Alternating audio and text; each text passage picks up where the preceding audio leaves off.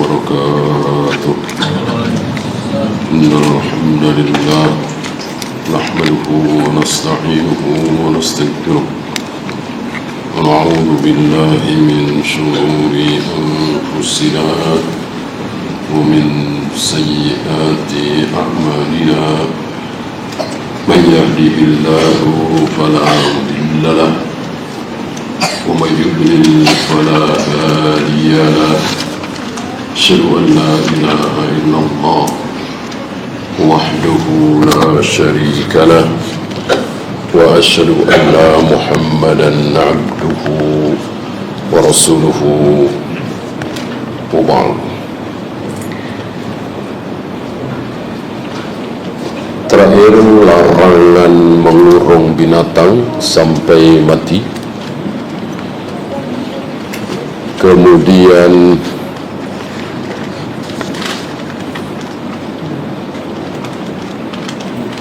kifarat bagi orang yang menyakiti, memukul, menampar budak, yaitu dimerdekakan.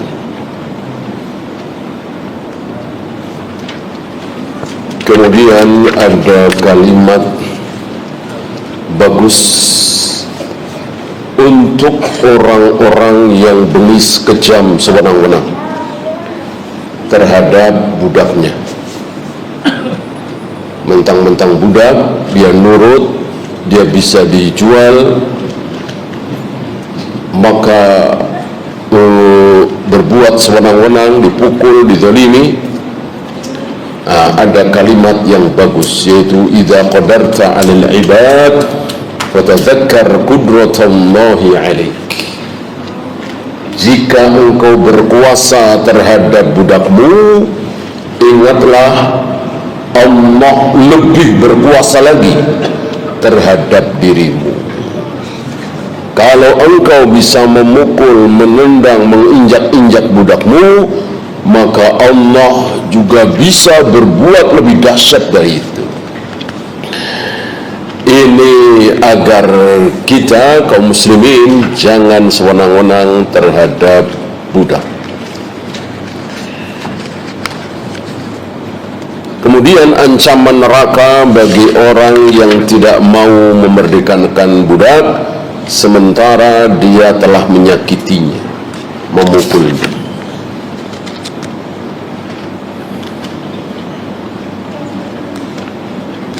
Ya, kita lanjut 1606. Hadis nomor 1606.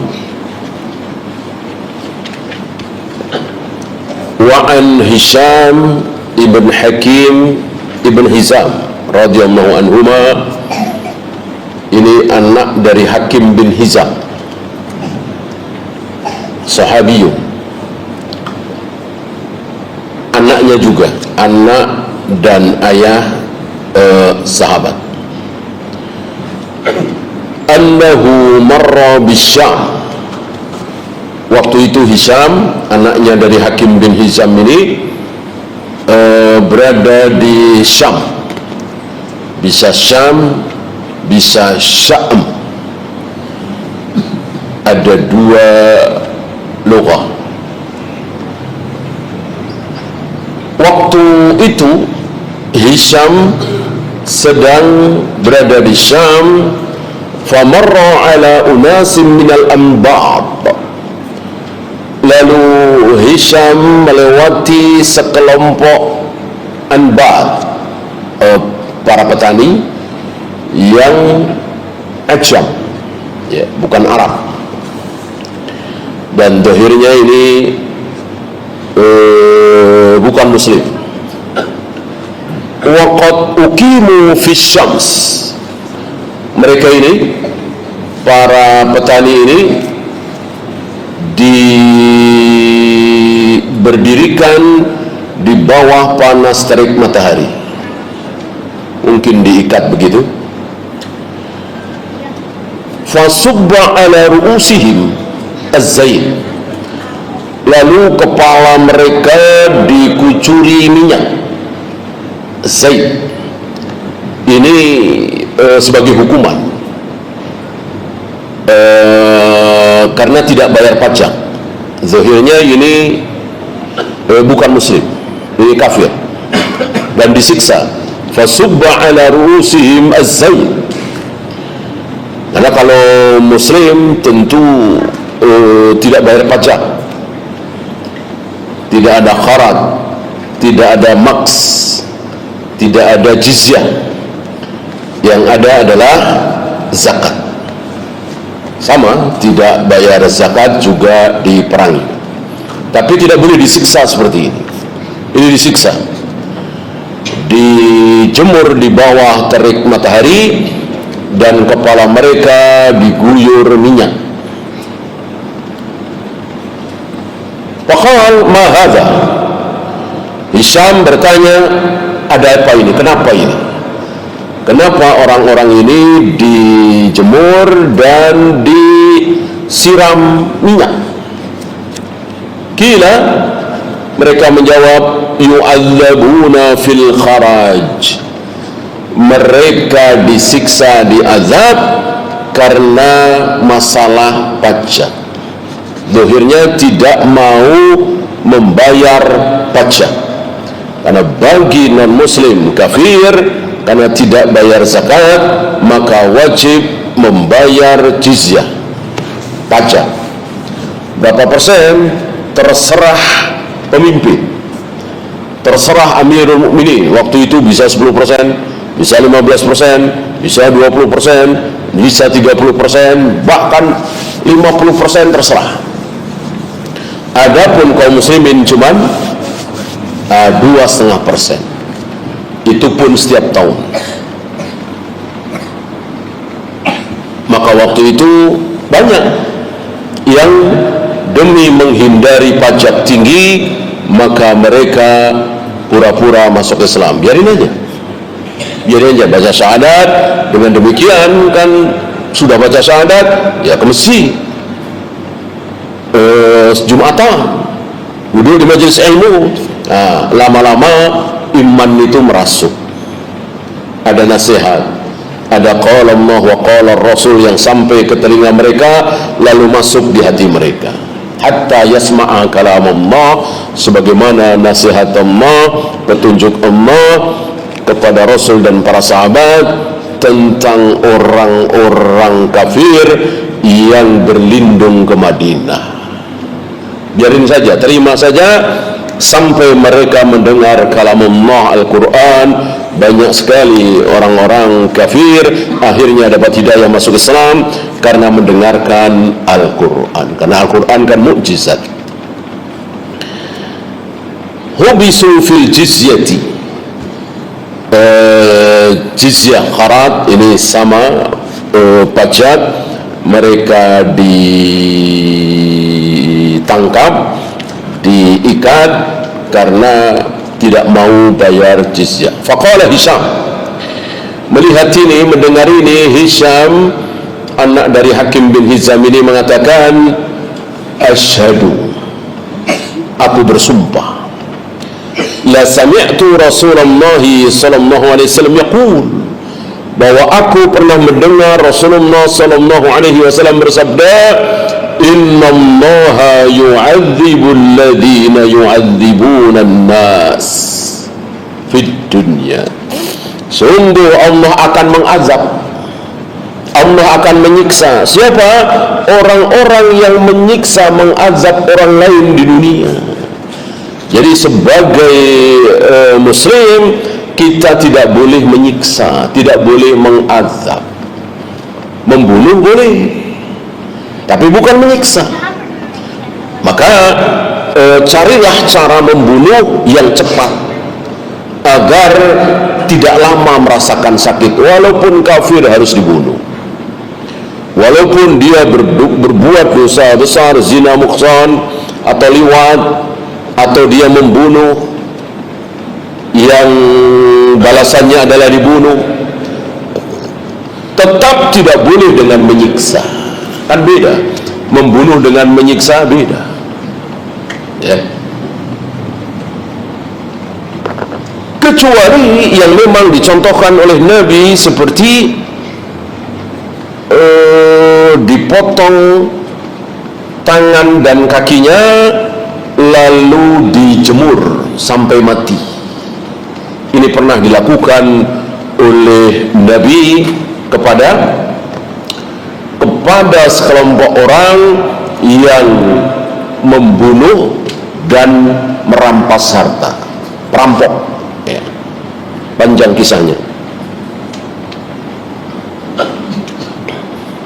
Jelas itu syar'i, ini kan tidak.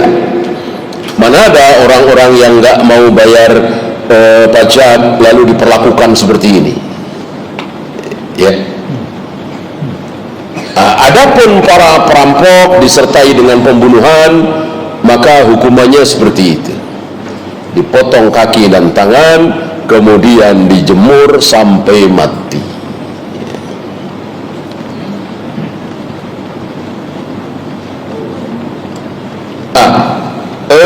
Hisham menyampaikan hadis ini bahwa Allah akan mengazab orang-orang yang mengazab manusia di dunia. Maka haram bagi kita mengazab, menyiksa manusia. Fadakhala 'alal amir. Lalu Hisham masuk menemui amir, pemimpin di situ. Syam berarti istilah kita gubernur, amir. Fahaddatsahu, lalu berbincang di situ berdua. Ya mungkin bisa bertiga, berempat, sebagaimana sabda Nabi alaihi salatu wassalam, tidak boleh 50, 100, 1000, tidak boleh. Menasihati penguasa harus berdua. Artinya tidak di depan umum, tidak boleh ada orang tahu ya. Dan itu jihad besar. Afdalul jihad kalimatu adlin inda sultanin jair. Sebaik-baik jihad adalah mengucapkan kalimat yang adil, kalimat yang hak, nasihat. Ini haram bapak, ini syirik bapak, ini bid'ah bapak. Inda sultanin jair, di hadapan pemimpin yang zalim, di hadapan, bukan di belakang, bukan di atas mimbar, bukan di jalanan, bukan di internet, televisi, radio, bukan. Itu bukan jihad. Jihad yang sebenarnya adalah inda sultanin jair, di hadapan penguasa yang zalim. Bagaimana kalau tidak bisa? Ya nggak usah, tidak usah, jangan memaksakan diri. Karena untuk berhadapan dengan seorang presiden atau perdana menteri atau raja, kita nggak mampu, nggak mungkin kita bisa bertemu beliau berdua. Ya sudah, kita tidak punya kewajiban. Yang punya kewajiban siapa? Yang bisa. Mungkin ketua MUI, mungkin menteri agama, mungkin tokoh Islam yang dikenal oleh presiden, kan bisa lah ya.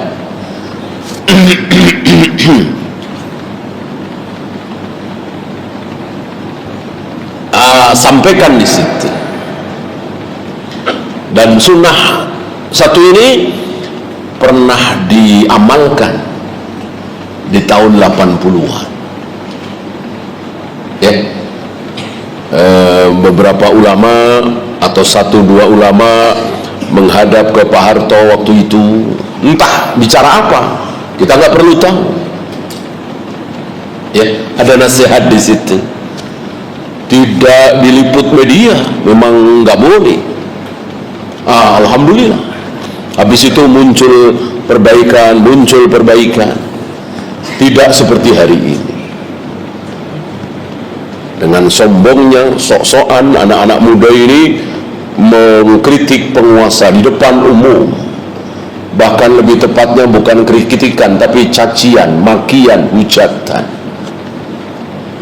Jelas ini haram.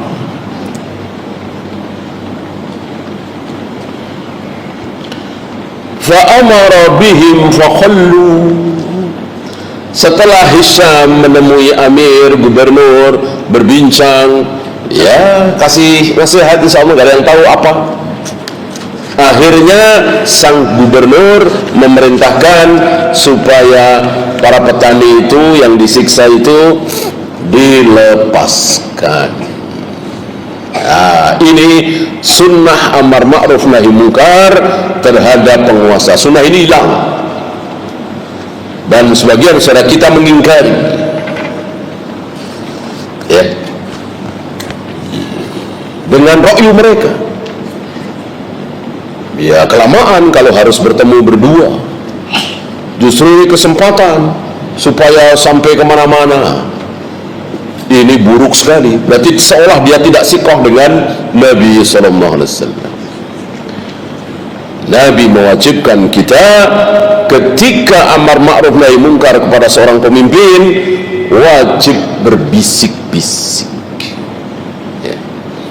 Bahkan Allah wajibkan kepada manusia yang sangat mulia, yang kemuliaannya tidak mungkin bisa diraih oleh umat ini, bahkan umat terbaik Abu Bakar dan Umar kalah mulianya oleh dua orang yang diwajibkan oleh Allah, yaitu Musa dan Harun alaihi wassalatu wassalam.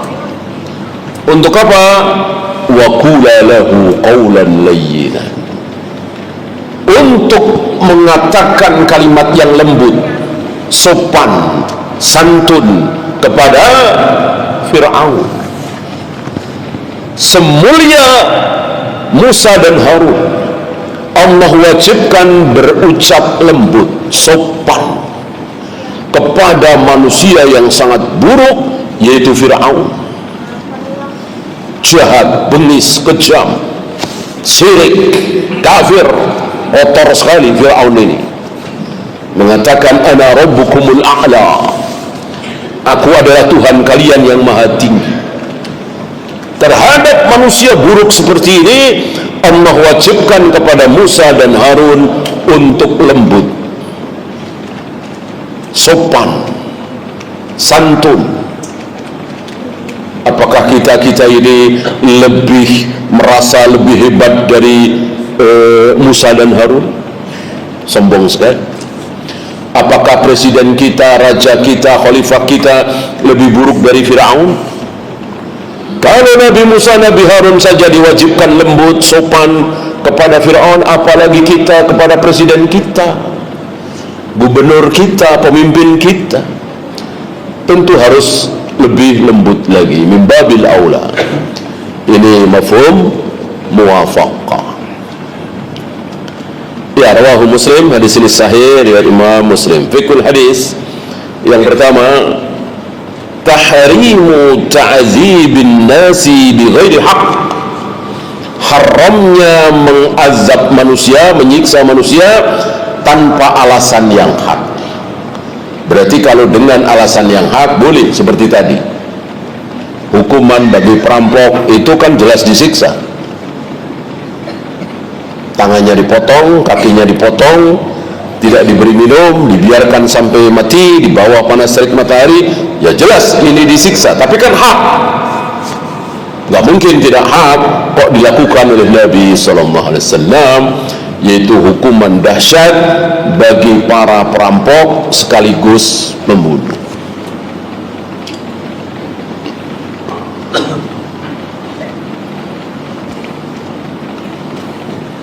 Padahal awalnya Nabi berbuat baik kepada mereka, kan mereka demam, kemudian demam Madinah, Nabi menyarankan untuk meminum kencing unta, dan betul sembuh.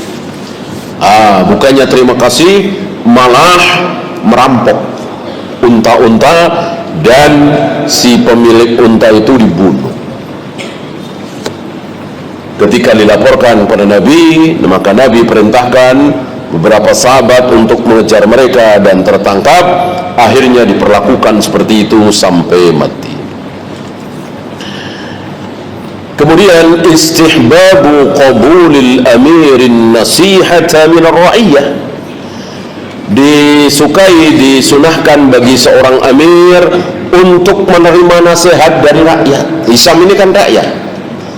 Ya kebetulan saja sahabat, secara pangkat jabatan ya nggak ada, artinya rakyat. Nah, di sini rakyat boleh menasehati amir, penguasa, gubernur, tapi itu tadi jangan di depan umum. Dan alhamdulillah ketika itu dilakukan, namanya sunnah Nabi, pasti mengandung hasil insya Allah. Beda kalau menentang sunnah Nabi sebagaimana hari ini, mengkritik di depan umum, di televisi, di radio, ya lihat nggak ada hasilnya. Sementara tahun 80-an dulu nyata hasilnya karena mengamalkan sunnah Nabi. Ya. Haqqur ra'iyyati an-nusu lil hakimi wal amir. Salah satu hak rakyatnya, artinya tidak mentang-mentang rakyat lalu tidak memberikan nasihat, dan ketika memberikan nasihat kepada pemimpin ikhlas, tidak seperti hari ini boro-boro ikhlas, dia pamer, ingin menunjukkan kehebatan dia. Seperti dia anak-anak mahasiswa yang tidak faham sunnah ini lebih kepada tampil, ya, panggil media, agar terkenal, agar namanya disebut-sebut. Tidak ada dalam Islam seperti itu. Diam-diam. Maka Usamah bin Zaid pernah marah ketika sebagian orang-orang Khawarij, kenapa anda diam saja terhadap pemimpin zalim ini? Utsman waktu itu jadi khalifah, dituduh zalim, dan ada fitnah tentang Utsman, yang fitnah itu sangat-sangat keji karena memang ada yang menyebarkan dan terjadi kesalahpahaman juga ada. Ada tuduhan yang keji bahwa Utsman tidak ikut perang Badar, Utsman lari ketika perang Uhud, Utsman tidak ikut Bai'atul Ridwan. Ya. Ini semua syubhat. Bahwa itu betul, iya, tapi ada sesuatu, dan itu sudah menyebar.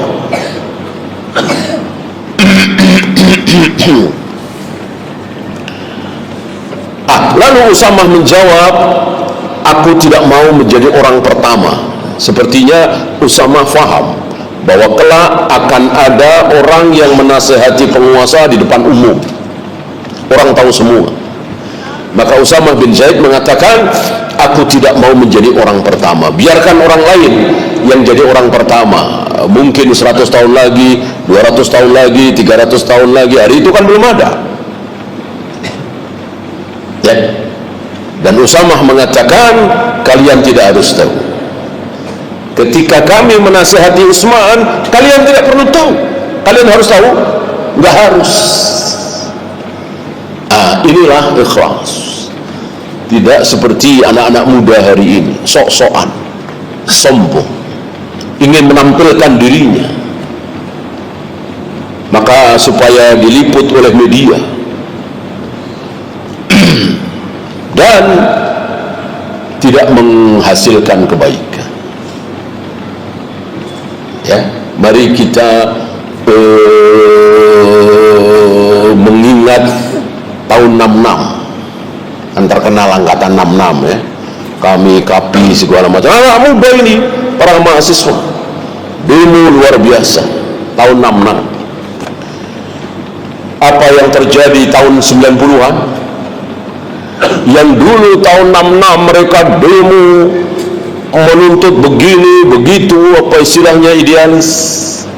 Tahun 90-an mereka jadi apa? Jadi menteri, jadi gubernur, ya. Diapain? Didemo lagi oleh mahasiswa. Di tahun 90-an itu, tahun 66 mendemo, tahun 90-an didemo. Tahun 90, 95 sampai reformasi, para mahasiswa ini mendemo. Antum tahulah nama-namanya. Bagaimana tahun 2020, 2015 sampai hari ini gantian di demo. Nama-nama itu terus begitu. Apa mau terus berulang seperti itu? Mendemo, nanti didemo lagi, mendemo, didemo lagi. Maka ini gak ada sunnahnya dan gak ada kebaikan. Yang baik adalah mengikuti sunnah Nabi SAW, sabar, diam, doakan pemimpin kita dengan kebaikan, sebagaimana hadis ini. Hirsul muslimi ala al-intifa'i bi irsyadati Rasulullah sallallahu alaihi wasallam wa tawjihatihi. Seorang muslim mestinya bersemangat untuk mendapatkan manfaat dari petunjuk Nabi sallallahu alaihi wasallam. Jadi kalau mendengar Nabi memberikan petunjuk, langsung digigit dengan gigi geraham. Hati-hati. Mungkin si Amir belum tahu ya, si gubernur ini belum tahu. Begitu diberitahu oleh Hisham bahwa Nabi bersabda begini-begini, langsung semangat untuk mengamalkan hadis ini, langsung dilepas. Begitulah seorang muslim.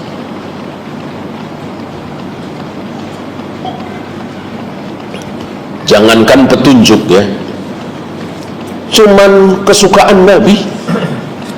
Nabi nggak nyuruh apa-apa, nggak ngelarang apa-apa, cuman Nabi senang sekali, gemar sekali makan labu. Ini disaksikan oleh Anas bin Malik. Kata Anas, tadinya aku tidak suka dengan labu. Begitu aku menyaksikan Nabi selama ini sangat menggemari labu, maka aku ikut menggemarinya. Apalagi Nabi nyuruh, Nabi melarang. Cuman Nabi suka sesuatu, kita nggak suka juga nggak masalah. Emang kesukaan makanan kita harus sama dengan Nabi? Kan enggak juga. Tapi ya itu tadi, karena saking besarnya Rasulullah di mata Anas bin Malik, maka yang tadinya dia nggak suka, melihat Nabi suka, ikut suka. Ya, apalagi petunjuk. Ya, satu lagi 1607. Wa an ibni Abbas radhiyallahu anhuma qala ra'a Rasulullah sallallahu alaihi wasallam himaran. Waktu itu Rasulullah sallallahu alaihi wasallam melihat himar. Apa himar? Keledai. Mausumal wajhi, wajahnya dicap, wajahnya diberi tanda supaya tidak hilang, bisa membedakan. Kalau pakai tali mungkin talinya bisa hilang. Ini dicap, biasanya pakai besi panas, ngecap gitu. Fa'ankara dzalik, Nabi mengingkari. Nabi mengingkari ya, artinya tidak membolehkan.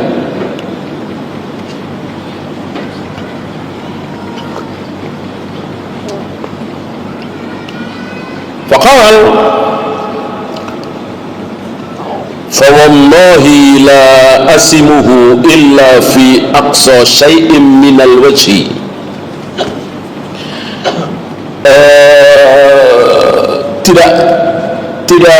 Tidak boleh ya, memberikan tanda di wajah, walaupun itu binatang, ada larangan.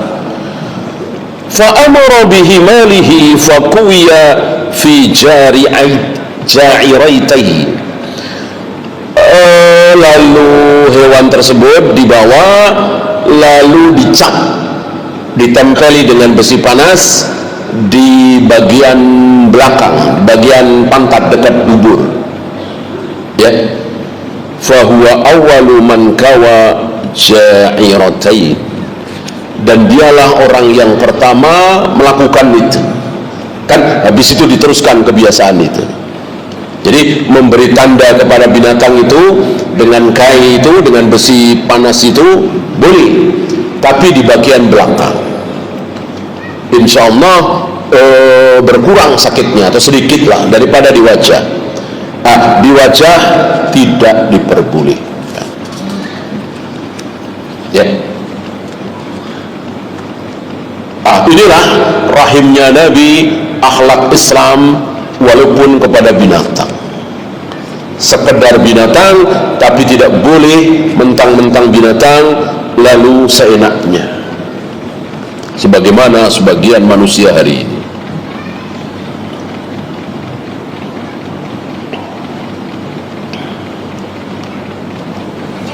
Rawahu Muslim fikul hadis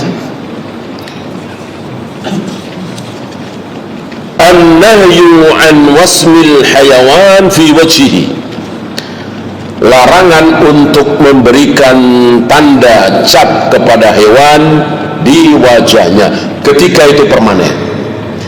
Berbeda ketika sekedar tali di leher atau tali sedikit di telinga atau dijepit sedikit, tentu ini tidak ada larangan.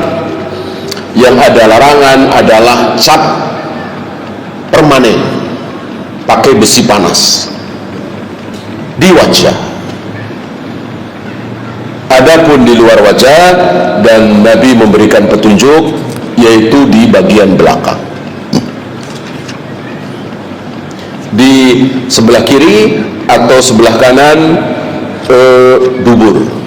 Ini petunjuk Nabi SAW. Kemudian jawazul wasmi fi ghairil wajhi lil hayawan, bolehnya memberikan tanda kepada hewan di luar wajah. Di luar wajah berarti boleh. Zahirnya dimanapun boleh, asal jangan di wajah. Yang terbaik, karena ini petunjuk Nabi, di dekat dubur. Ya. Yang terakhir, wujubu inkaril munkar, wajibnya mengingkari kemungkaran. Mungkin ada yang protes, bukankah itu khusus Nabi? Kalau wajib berarti kita semua juga wajib. Maka ketika ada kemungkaran, kita harus ubah, kita harus ngomong. Maka wajib mengingkari kemungkaran khusus Nabi. Salah. Ya. Insya Allah fawaid yang ditulis oleh beliau ini tidak salah. Memang wajib. Siapapun kita, mau kita pejabat, seorang gubernur misalnya, seorang wali kota misalnya, atau seorang tokoh misalnya, atau kita rakyat jelata yang tidak punya pengaruh apa-apa, apakah wajib ingkarul munkar, mengingkari kemungkaran? Wajib. Tapi ada 3 cara bagi Nabi, bagi penguasa, bagi presiden, bagi gubernur. Pakai apa? Wa idza ra'a minkum munkaran falyughayyirhu bi yadihi, pakai tangan. Karena tangannya luar biasa. Cuman dengan satu tanda tangan, maka seluruh pabrik Homer di Indonesia tutup. Cuman dengan satu tanda tangan presiden atau menteri perindustrian misalnya. Ya, luar biasa tangannya, cuman tanda tangan doang. Yang bikin kalimatnya kan ya tentu stafnya ya. Dia cukup tanda tangan bahwa mulai hari ini atau mulai besok tidak boleh lagi memproduksi khamar. Tanda tangan, selesai. Wajib itu. Tangannya begitu kuat. Ya. Bolehkah seorang gubernur, seorang wali kota, seorang presiden merubah kemungkaran hanya dengan mulutnya? Ya nggak boleh. Dia punya tangan. Berlaku sabda Nabi yang pertama tadi, idza ra'a minkum munkaran falyughayyirhu biyadihi. Kalau melihat kemungkaran, rubahlah dengan tangan. Orang tangannya luar biasa, punya tangan, punya kekuatan. Fa in lam yastati' fa bilisanihi. Kalau dengan tangan tidak bisa, presiden bukan, gubernur bukan, wali kota bukan, bahkan RT juga bukan, tapi dia bisa ngomong. Tokoh lah ya. Pakai ucapan, nasihat, himbauan. Para kiai misalnya, para tokoh Islam misalnya, ya. Fa in lam yastati' fa biqalbihi. Nah, ini kita barangkali tangan nggak bisa, ngomong nggak bisa, nggak akan didengar orang rakyat jelata. Mengingkari kemungkaran dengan hati. Artinya kita mengingkari itu bahwa ini haram, ini nggak boleh, ya, tapi bisanya cuma di hati. Ya, paling berdoa, ya Allah, hilangkanlah kemungkaran ini. Ya Allah, datangkanlah orang kuat, orang saleh yang akan menghilangkan kemungkaran ini. Berdoa seperti Syekhul Islam bersama adiknya saat menebang pohon yang disembah-sembah itu, ya. Setelah pohon itu berhasil ditebang, Syekhul Islam bilang apa? Ini karomahnya Imam Nawawi. Ini luar biasa ya, para ulama itu saling memuji. Padahal beliau sendiri yang menebang itu, tapi dikatakan ini karomahnya Imam Nawawi, doanya Imam Nawawi. Karena Imam Nawawi pernah berdoa kepada Allah supaya pohon ini ditumbangkan, supaya ada orang yang menumbangkan pohon yang disembah-sembah. Yang menebang beliau bersama adiknya, ya mungkin beberapa murid-muridnya, ya. Beliau tidak mengatakan ini hasil kerja saya, ini berkat keberanian saya, tidak. Malah bawa-bawa orang yang sudah meninggal, Imam Nawawi. Ini karomahnya Imam Nawawi, doanya Imam Nawawi. Begitulah orang alim, tidak ingin menonjolkan diri, tidak ingin terkenal. Berarti ucapan beliau di dalam fawaid ini benar, bahwa mengingkari kemungkaran betul-betul wajib. Cuman ya itu tadi, kita di posisi mana? Nah, banyak dari kita yang tidak paham posisi. Gubernur bukan, wali kota bukan, tapi dia ngotot dengan tangannya, sementara dia tidak sanggup. Dia cuman punya jamaah, punya murid, punya kelompok sekitar 200 orang gitu. Dia datangi tempat-tempat maksiat, pelacuran, diskotik, warung remang-remang dan seterusnya. Ya, malam itu bisa 200 orang. Yang jaga mungkin di diskotik itu paling 30 orang, 20 orang, nggak benar. Malam itu, besoknya lain lagi, ya.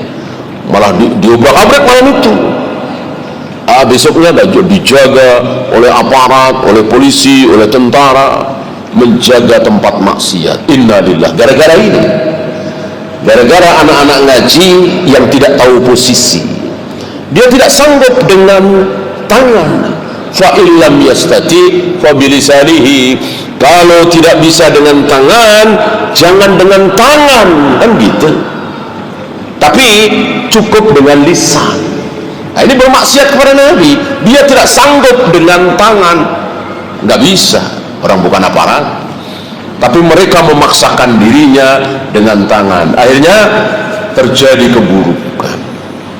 Bukan muncul kebaikan, justru muncul keburukan.